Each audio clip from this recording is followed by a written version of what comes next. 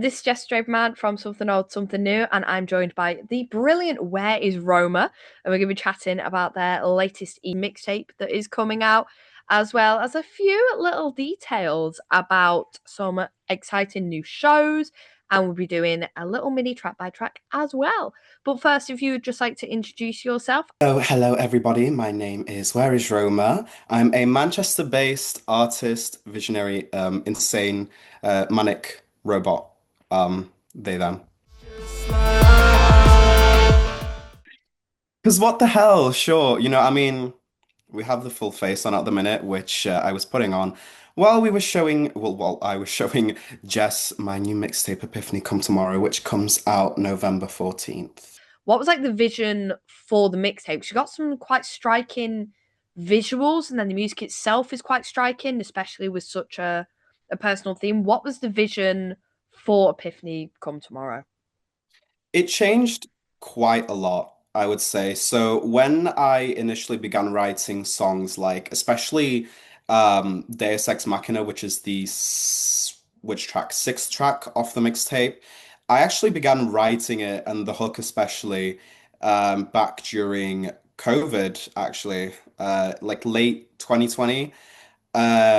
When I thought at the time, like, oh, I want to put out like my debut album and I want it to be like this like glam rock like project, And the project concept itself, like it changed so much between that time because it went from being like this like glam rock sort of like demos and Logic and like these presets of like rock guitars and stuff that I would put together to like being dream pop and then eventually like landing on the electro pop like art pop sort of concept around 2023.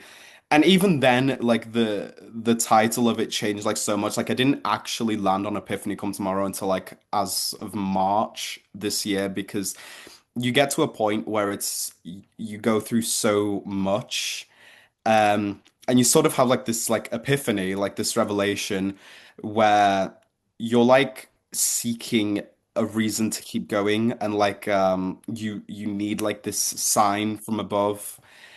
So that came around the time I was finishing Deus Ex Machina, and I also began writing Snow, which is the 14th track of it, which is dedicated to my dog that passed away March, literally around the same time. And it was one of those songs that came out like instantly, production, lyrics, everything within like, I think 2 hours because it was just the news hits. And then it's like you go into this disassociation completely. And I think that's what the project is in itself. It's like this disassociation, and you can see it a lot in the visuals. I always knew I wanted to go for like liminal spaces and the void, and it's sort of an echo chamber essentially.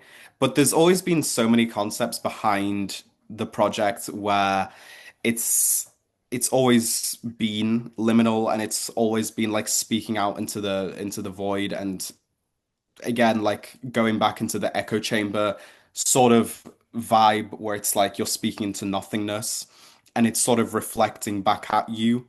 It was a major reflection, I would say, and I think sonically it wouldn't have been achieved had it not been for the help of Harry and Bella, primarily in the production and some of the writing as well.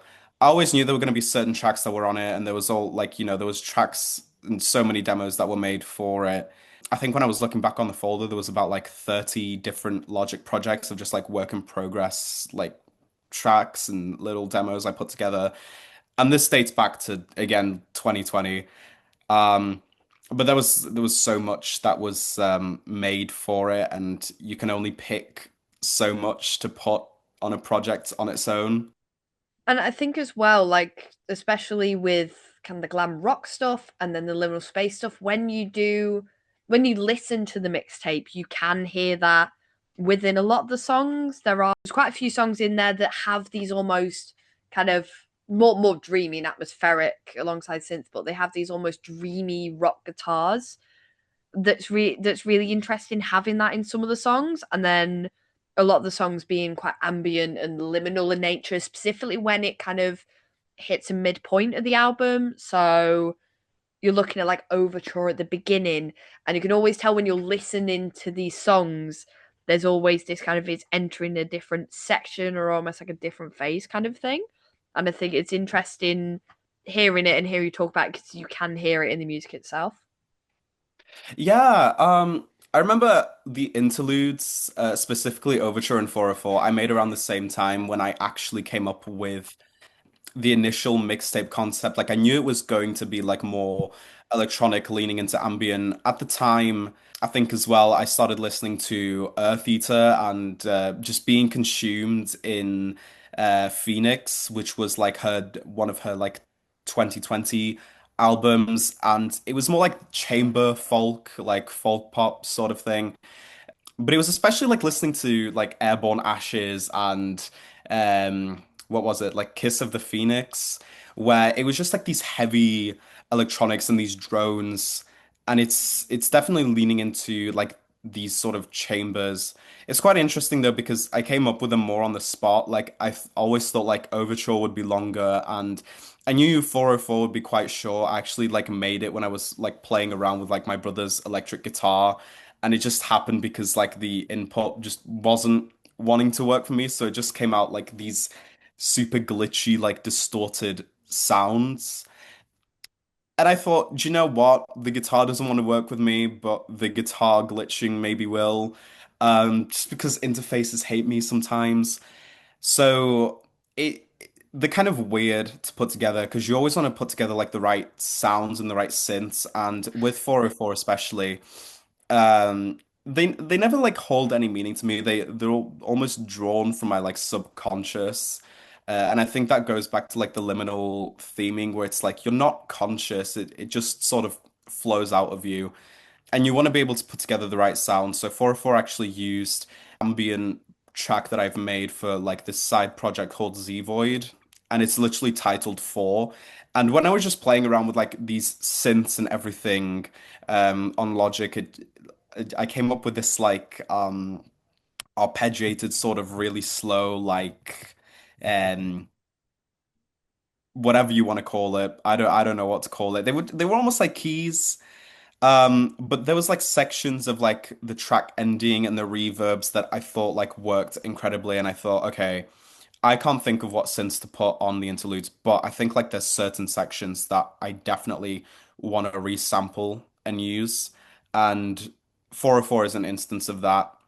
I think it's so interesting as well because uh, I always knew that Overture would kind of be this almost like when you go into a theater and or like an orchestra and they're sort of opening up with these like strings and these numbers and FKA Twigs did something similar on Magdalene where the intro to the title track Mary Magdalene is this symphonic overture of this orchestra and I thought like to be able to put that into my music, I always knew that I wanted to explore these like cyber, like Android um themes.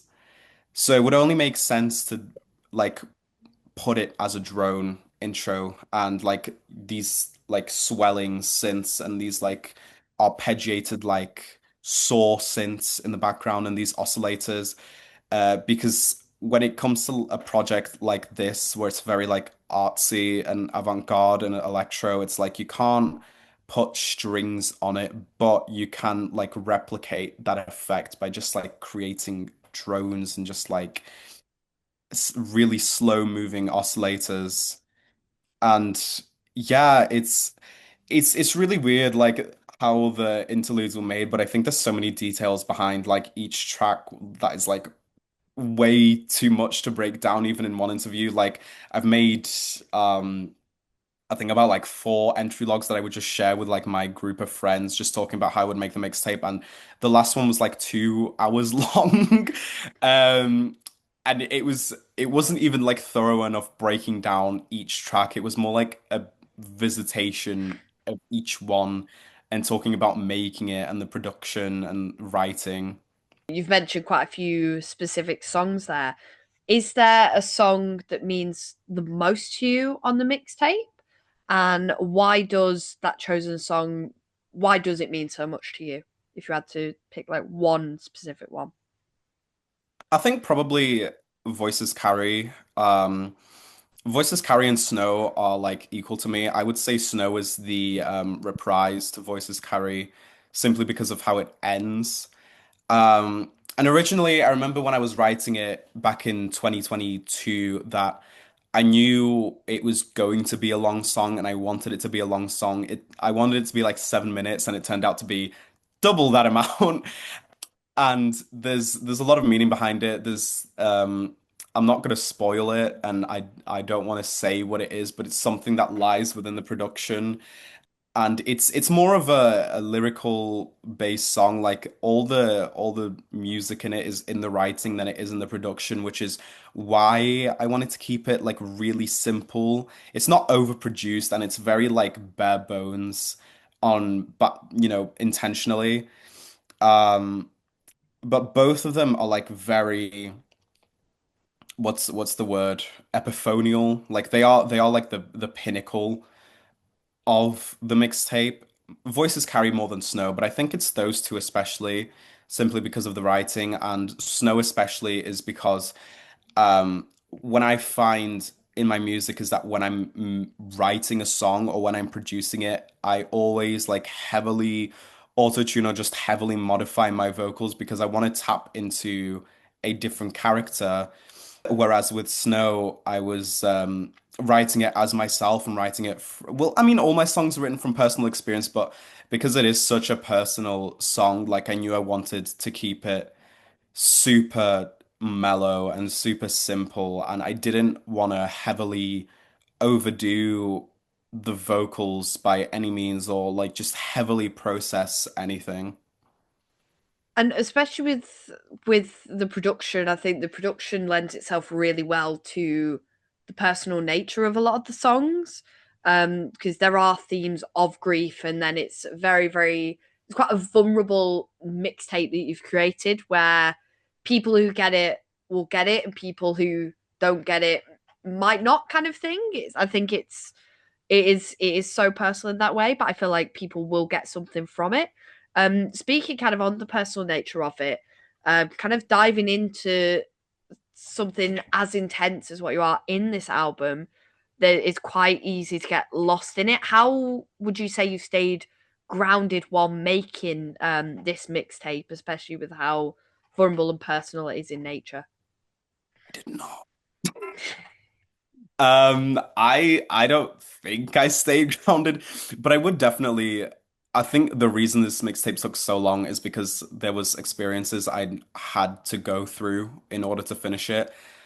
Not ones in particular, but like there was so much time between making like Drive and finishing Thousand, and the sole reason for that is because I wanted to fully conceive it and take time to process my experiences and what is written in the mixtape, and truly it didn't come together again until like March this year, between March and May. And I think finalizing the songs between that time and start of this month, there was a lot that I needed to go through, and there was still a lot that I'm going through, both as a person, as a musician. And what you can find is that, especially to someone of like my stature, is like, I think making music is the most stressful part.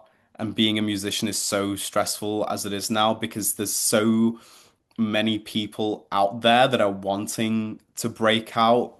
And I'm not necessarily like seeking fame, but I do it more for the artistry. And I think even having like a small, like fan base of people, that's stable enough to support you is all you should want as a musician. And that's all I want as a musician. I don't see myself like playing arenas or stadiums by any means. I find that when I have gone to concerts, I always enjoyed it more when it's like smaller, intimate venues, and especially Manchester, like Gorilla and Albert Hall. I think the Pink Room in Yes as well. Like, there's so many small venues that just intimate venues that are so much more enjoyable than say like O to Apollo.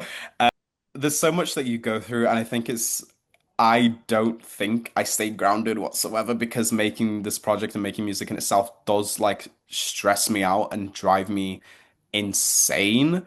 Um, and I think it's something you have to make peace with eventually, is that you have to make, if you don't succeed in what you do, you still have to continue to like perspire towards achieving where you want to be. It's such a hard thing to come to terms with, but I think when I came to terms with it, it was so much easier to be at peace with myself, which is like another major thing in this mixtape. It's just like constant internal conflict. Um, you need to learn to make peace with yourself, I think. And that was the most important lesson for me, is that if you don't make peace with like the concept of failure, it'll just be harder to um sort of accept. And it makes you spiral out a lot. And it made me spiral out a lot, where I was just like, I'm never going to succeed. Like, I'm never going to be where I want to be. But I think when you come to terms with it and when you make peace with that, it is so much easier to process, and it is so much easier to um, continue to achieve where you want to be and what you want to do. And kind of on that kind of thing, you've mentioning kind of small venues and things. I mean, when I first encountered like Where is Roma, it feels like forever ago now, because so much as we've literally, I think we've not seen each other for a few years, in the sense of we've both been kind of, life gets busy and things. But it's like I first met you at Fuel as part of an electronic part of a electronic night called Fluff at Fuel in Withington. So it's one of those things of, especially with those smaller venues and kind of with, if someone asked for advice, what advice would you give an artist starting off in the electronic or electro goth music scene? I think like know your style and know your music for sure. It's not so much knowing your audience, because no one ever knows their audience. I don't think like Lady Gaga knew like 20 years from now, like she would just be surrounded by gays, and Charlie. Um, you need to know your music and know your style and know how you want to perform. What I found is the first time I ever performed my music live, it wasn't actually at Fluff and it wasn't at Fuel. It was when I was doing the open mics for Bleep, like Manchester Electronic Collective. And I just found I like completely disassociated. 20 minutes later, I just snapped back into it, you know? Um, because it's such a scary thing performing your music live. And it still kind of is for me, but like you reach a point where once you become more social, it's like nothing for you. Um, but what I found is it's so easy for me to tap into my style now, and I always knew that I would just like perform super like avant-garde. Like when I last played Fluff, I came out in like a mask and wings and a corset, um, solely because I'm just like in character. Like I would say I'm in character now. I mean, hello. You look Uh, fabulous. but yeah, it's you need to know your style for sure. And I find that intimate venues are like so much better for someone to be able to experience your music. Like I consider my music and my projects and my performance like more an experience than I do a concert. Um, and if I had the budget to do like an audio visual sort of performance, I definitely would. I think the only way to interact with my music is, one to one, where it's interactive experiences. Um, but at the minute it's hard to do because, budget. Um, that's all I could say personally, is you need to know yourself more than anyone. And I think part of knowing yourself, and we've spoken before a lot about kind of community is a thing in music. I think it's one value we both very much share, is music should be about community as much as it is about the music. And kind of in relation to the album, you've not done the album alone at all. No one ever makes music on their own. You've always got producers or you produce yourself. But on this mixtape, you've collaborated with Bella Dream, who, if I'm remembering correctly, is former bandmate of yours. You had like a former thing, a Yes. music thing, yeah. So me and Bella, this was around the time I like was also initially making the demos for the mixtape. We actually had a like duo called Dream House, which will never see the light of day again. But I will say, me and Bella have been working on music together again, which she will release solo. Obviously, I'm not her, but. Yeah, it was just like it kind of sucked what happened because it was more on like when we went to college because it started as a college project initially, and it was just messy. Yeah, I always knew though that I wanted Bella to be on the mixtape, and I always knew I wanted her to do vocals on Angel Droid, um, because I never pictured myself singing that song. And I remember like I made like three versions of it, and the third one is the final one where. I knew I wanted her vocals to be on it, like always. But I actually produced that song alongside her in a way because it started out with like my idea of this like noise and this like dead air in the background. And then there's all these like heavy basses and drones, which again, very, very consistent in the project. Um, and it eventually just sort of came to life. Um, But I always knew I wanted her to be on it, kind of like as an homage to Dreamhouse. And I think it definitely serves as a precursor to the music that we are making as of right now and the music that she's writing. But we've always worked together musically, mainly because we have like a similar taste in music. I mean, she introduced me to Earth Eater, and You've we always, introduced me to Earth Eater and all, like, because you were like, oh yeah, by the she's way, great. if you could collaborate on a tour with any artist as a co-headliner, who would you choose and why? We spoke about Earth Eater, we spoke about Ethel Kane, we have mentioned a lot about Grimes as well. Within kind of your musical wheelhouse, if you could co-headline a tour with anyone, like no budget involved, who would you co-headline with and why would you choose them?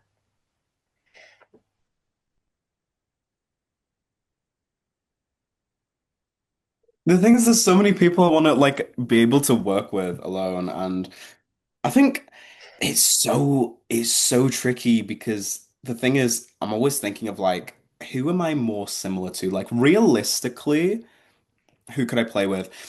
The thing is, I would say Earth Eater, but like we are on completely different wavelengths. Like, she's Yeah, more esoteric fairy, like elemental. you're a bit more goth, a bit more Yeah, like goth wave it's kind of so stuff. tricky. I think if anything. I'd probably want to play with either like Jessica Winter, Ooh, who is who I'm mutuals with and who I've seen live a couple times, or Cecile Believe. okay. Both of them like inspired my music a lot.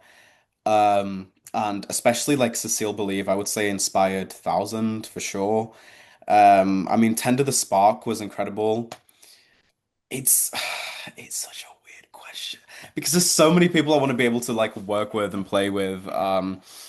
And I wanted to play with Mari Mari on her tour, but sadly that slot was taken, so that didn't That happen. would have been such a Uh, big, such a good like co-headline though. Like I such a know. good like I could see that. I could in my head if I was to think about any artist at the moment who would support, it literally would be Jessica Winter because you both have a very similar vibe and they're amazing anyway. And yeah, probably Mari Mari as I well. think You've got the same Jess is kind of great. vibes. Um, I mean, sad mu like the sad music EPs were incredible. Pinnacle, her debut album as well is incredible. Um. She's definitely gone into like the more like indie side. She's like exploring that, but I would say like her more like electro goth music with the sad music EPs is like it was Like an so anniversary tour kind of vibe. Like you could it do an was adverse tour for stuff. it was get like I think it was life changing for me. And like a knife is like one of my favorite songs of all time. I've said this to her as well. I was also saying when I last saw her, like, bring back "Let's Keep This Shallow" because I don't know where it went, and she was like, "You're the only person in this venue that knows that song." And when I went to see her in Liverpool, um, and it was really funny to be honest, but no, that was a great song, and I don't know what happens to it. And I mean, Jess, if you ever see this, I'm still waiting for you to bring it back. I've literally messaged her being like, "Bring it back." There's so many people I would want to play with. Salvia as well is incredible. Um, and I think the post-humanism is definitely there, like the aesthetics and everything. And 001 was like a great album as well, and it's such an incredible debut. There's like I can't answer that question though because there's so many people I want to like work with alone and write with and play with and um collab with. And Speaking of kind of future stuff, I mean, there's not a tour in the works yet, but you are playing. You have got two gigs you happening. You've got one 29th of October, depending on when this interview comes out, it either will have happened or not. And then you've got one, is it 8th of November? You've got one at Carlton Club and one at got one somewhere else. One's for Bleep and then one's for they're very similar kind of thing, isn't it? But what is yeah. kind of in the what is like in the crystal ball of future for Where is Roma? What have you got coming up? Honestly, I do want to go on like a hiatus because I've wanted to go on one forever now, and um I want to take time away because like I've been releasing music back to back for like the last 4 years now. And I want to like take time away to like reevaluate like the plan to sort of gain an audience and like actually make sure unless like all of a sudden like the mixtape blows up and everyone's listening or like what the hell, sure, I won't take a break. But I know that I want to go on hiatus, that's for sure, and I want to be able to like further expand on the Machina 1K imprint that I've been releasing under because I do want to bring back like a similar thing to what PC Music was, and what Nux was, and what Sega Bodega has now with Ambient Tweets, where it's like a collective and a label. Um, that's solely intended for like a specific style of music. And I think electropop as it is right now is kind of like a dead genre, and especially Manchester, like it's just like every gig that I see like every other night is like alternative and indie, and it's like, okay, we've got it. You know how to play guitar. Let's pick up the analog synths, you know. Let's pick up the going insane on Logic and just like putting whatever out.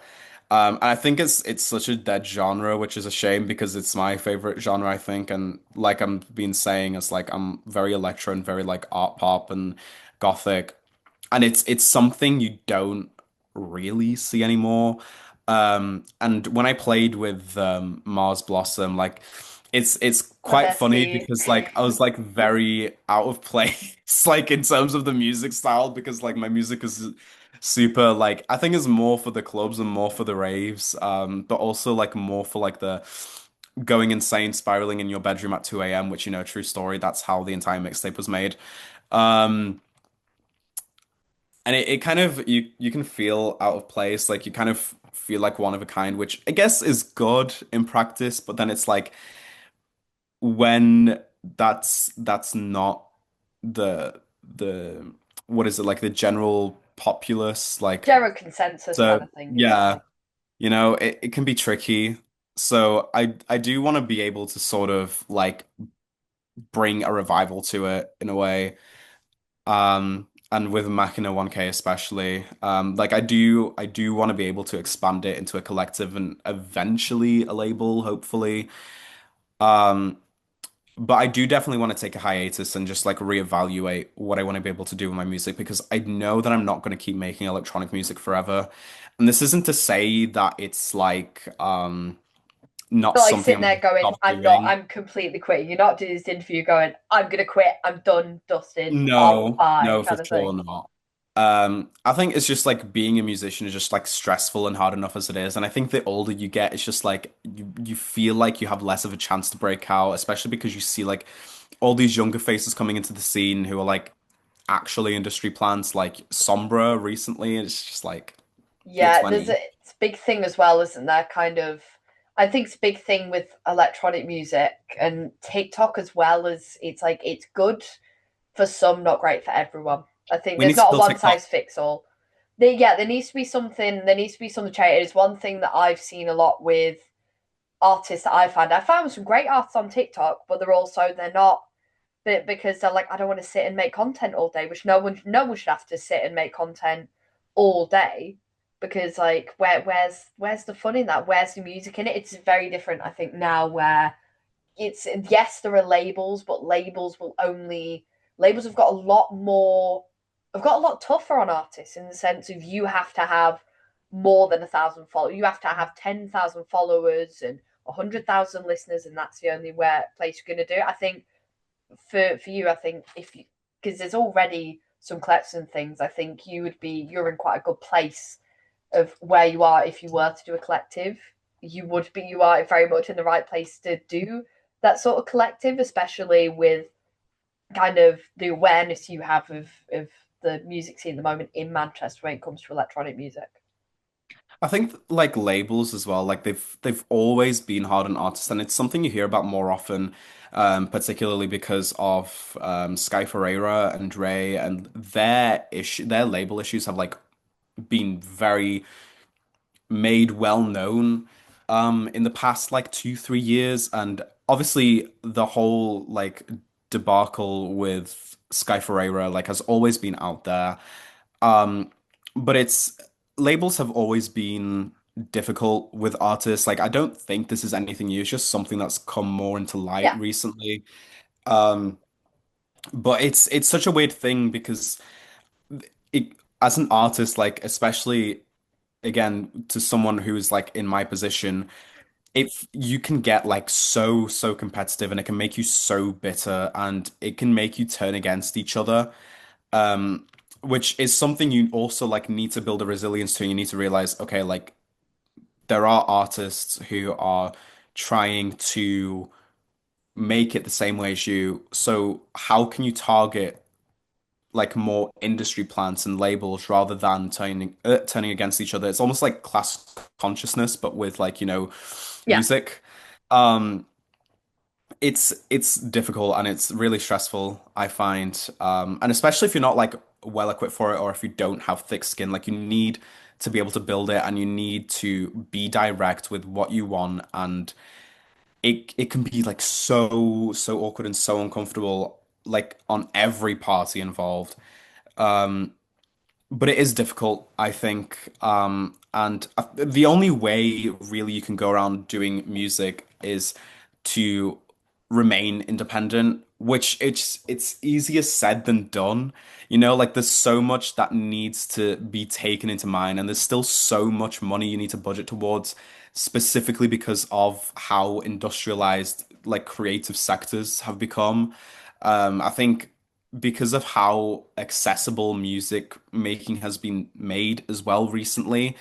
This isn't to say that it's like, um, not everyone should make music, but I think there needs to be like a an awareness around it. Like there needs to be like a consciousness around it. Like I see a rise a lot in like um joke music, and like all these like Roblox parodies and also AI music, um, in quotations. Um, and it's like we need to stop giving it attention and we need to stop validating it and feeding into it because if anything, it's just feeding into like this industrialization and also how the right wing and everything just view art as like a joke and continue to minimalize it. There's so many politics and everything behind it, which again is like it's so much to uncover and like so much to get into, but it's a whole iceberg. And we need, I think, as artists to begin to realize that there needs to be a consciousness around making music and there needs to like be a rehumanization of it and like a like collapsing the industries behind not just musicians but also like creative sectors. Yeah, I think it has been such joy to talk to you. So yeah, keep an eye out for news of future shows. You've got the Cards Club show, you've got the Bleep show, and so you've got one at Cards Club, and then what's your other show you've got as well? You've got Cards Club and So we have the two Epiphany Come Tomorrow, is it the Revelation? No, it's the Genesis, sorry, the Revelation is something else that I'm planning. So we have the two Genesis shows for Epiphany Come Tomorrow, which are on October 29th with Noodler at the Carlton Club in Manchester. And we also have the November 13th show on release night at the Pier Hat with Bleep, Manchester Electronic Collective. Both will feature and new music and already like released music. But it'll be fun. It'll be an experience. and just to close on kind of where can people find you on social media? What platforms can people check out Where is Roma and kind of get to know you as it were? So, I am Where is Roma, no capitals, all one word on all streaming services, hopefully. Um, I know there's some streaming services that have my old music, but we're going to ignore that. Um, and I'm also Where is Roma on Instagram and Xenomorphing on Twitter, where I just endlessly shitpost and spam. And that's it. But don't, I usually use Twitter more for like spamming random posts, so Yeah, don't it's like anything a it's too like a meme serious on page. there. Well, it's That's been where so my yeah. thoughts go to die. Well, it's been such a joy talking to you. I imagine you've got quite a busy afternoon. Well, a busy afternoon plan. I imagine you are a working artist after all. So I will leave you on that. It's been lovely chatting to you. You too. And have a great rest of your afternoon.